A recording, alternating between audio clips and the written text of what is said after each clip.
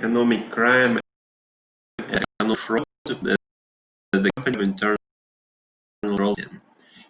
The purpose of internal system, this is a set of plans and measures to prevent economic crime. So this system needs to have walls to safeguard the assets, to enhance safety and reliability of accounting records, ultimately to increase the efficiency of organization, and of course to comply with laws and regulations. So firstly, the system to have the set of organizational values, the proper ethical standards that are practiced in the company and that are instituted by the top management. And importantly, the top management needs to have these high ethical standards. Secondly, the company needs to do the risk assessment and have a look at the main risk factors and tackle these risk factors.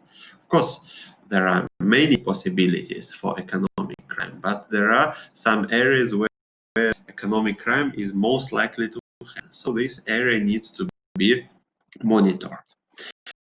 The company needs to have and control activities, basically to do the internal control. Fourth point, the information related to risk, related to economic fraud will be communicated to everyone in the company so that everyone knows. Sometimes it's necessary to notify and to inform external parties. As is we need to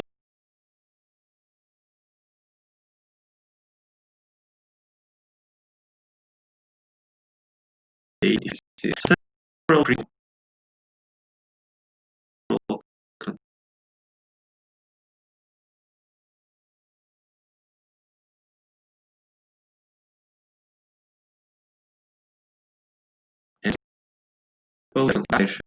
one will be a case or a set of practices. You check the with the results of internal control.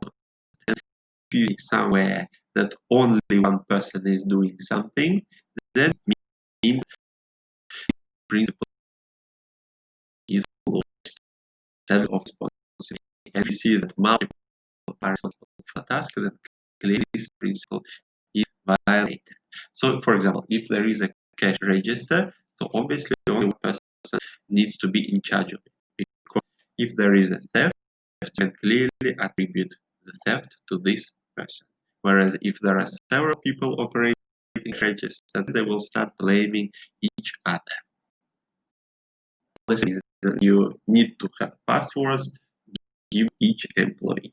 So one particular employee is able to access that particular computer.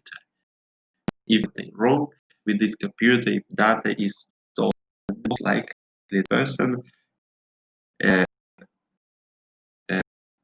did that, for example, the password.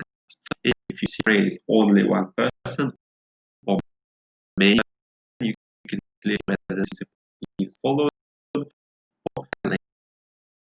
If there are then you need to create a system where entities are different individuals. For example, hand cash and bank cash is counting the cash. So one person doing both activities, that will first steal the cash, and secondly, retaliation will look good if cash was stolen. Clearly, you need to have one person and one person responsible for consignment. Also inventory. A person who buys the person who sends into the warehouse, and the third person doing the inventory count at the end of the year. So that way the stealing and the theft of inventory can be prevented.